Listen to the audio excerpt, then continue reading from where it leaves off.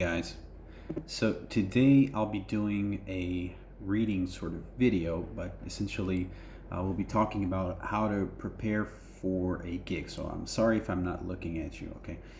I just want to share with you some insight on how to prepare for a gig or rehearsal.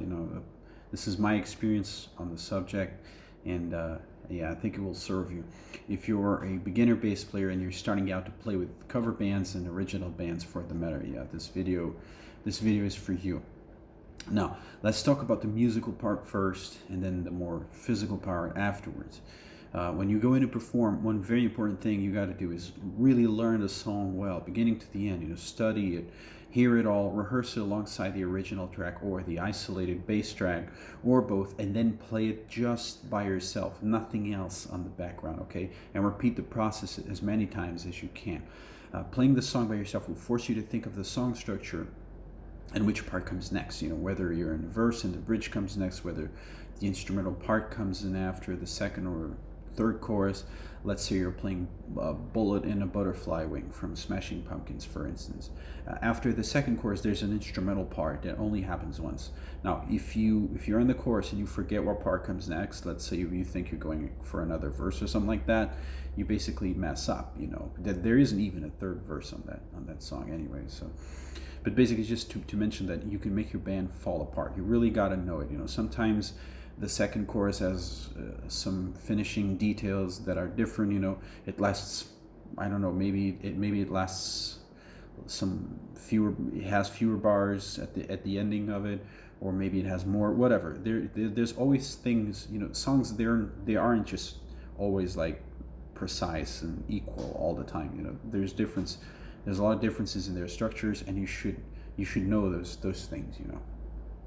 And it's often good for you to evaluate how much time you're willing to put into it. Time available to learn the songs. And divide that time throughout all of them equally. It is, though, important to hear them all before you do the previous, because some songs are more complex than others, and they require more time investment. So many players sometimes they do this mistake where they invest too much time in their favorite songs rather than picking up everything equally and fairly. When you're playing live or rehearsing with a band, it is important to keep in mind that sometimes you won't enjoy the songs you're playing.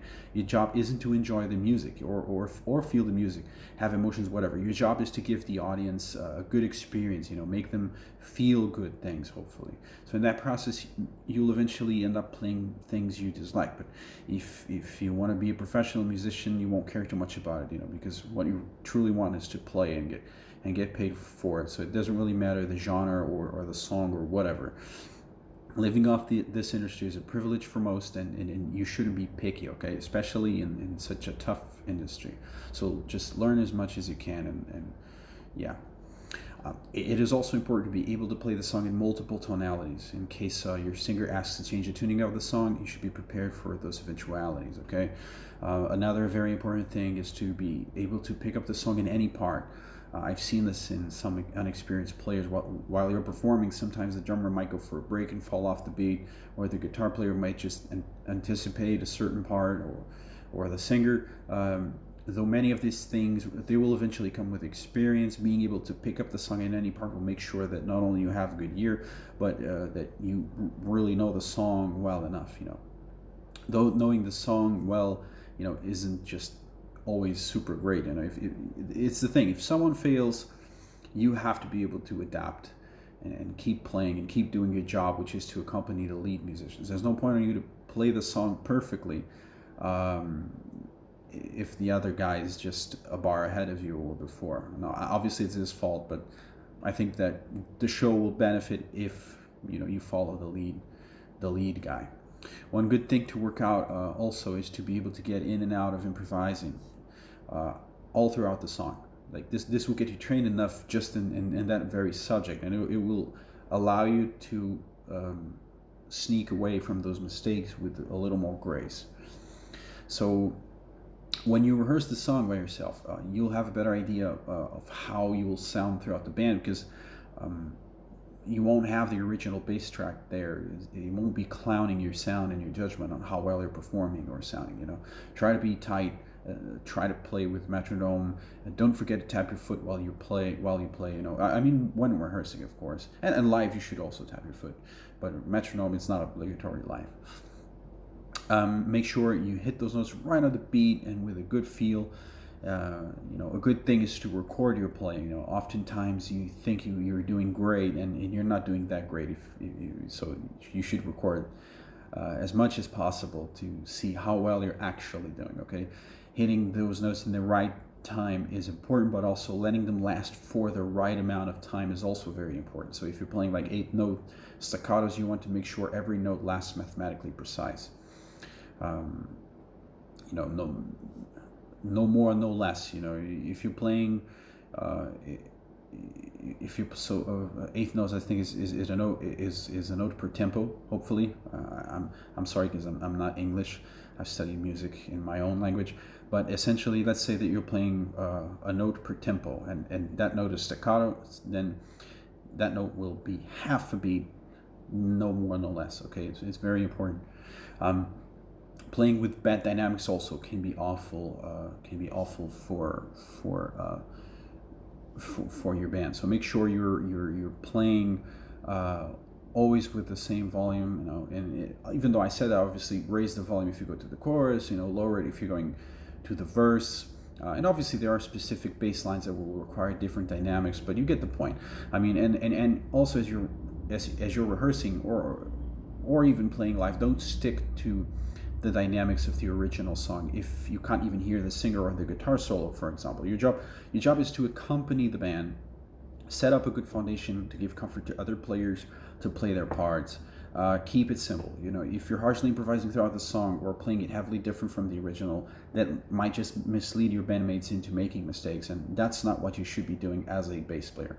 Not to mention that while you're having too much fun, you might end up getting distracted and forget about the key thing, which is to follow through with the song structure, okay? The most hired bass players, they are hired because they can accompany really well, and they do so with great sound, okay? So be sure to maintain a good groove with the drummer, stay tight to the kick drum, you know, and don't play thin, you know, as if you're uncertain or, you know, if you're playing the right note or whatever. Like, play with good dynamics, play strong. You know, if you play an off note, it's jazz. Work it out somehow, phrase out of it. I don't know, maybe I've just made up a new verb, but don't panic. Many times the audience doesn't even know the song, you know, so they won't even notice. There's no point of you to be super headbanging to the whole show and then you're just playing off the beat and off the tempo all the time, okay? Now, about the more physical aspect of the thing, you know, when you go to perform or rehearse, always make sure to have a plan B for everything, you know, spare cables, spare amp, bass, tuner, spare pedal power supply. I know, like, obviously sometimes it's too much because it's just money, but you know, essentially you should be able to replace everything ASAP, you know, and get back into playing when something malfunctions. There's a lot of things that can go wrong when you're playing live. You know, amps can fail, the bass outputs sometimes. I mean, you step on a cable and you break the output, or your battery runs out on your active bass, or it's just dead before you even started playing for some reason. So just test everything before you start the show.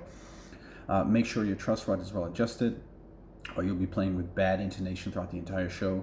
You'll be hitting notes and they'll be off all the time. Make sure your tuner pedal isn't on mute when you start the show. You know, one thing I do is I hit the bass slightly, you know, to make kind of a percussive sound, just to make sure that I'm on and I'm good to go. You know, you don't want to start the show on mute. When you're live, let me make this very, very clear, okay? Nothing will ever beat your stack. You know, bring your 410s, your 810, your 410, and 115, whatever, man.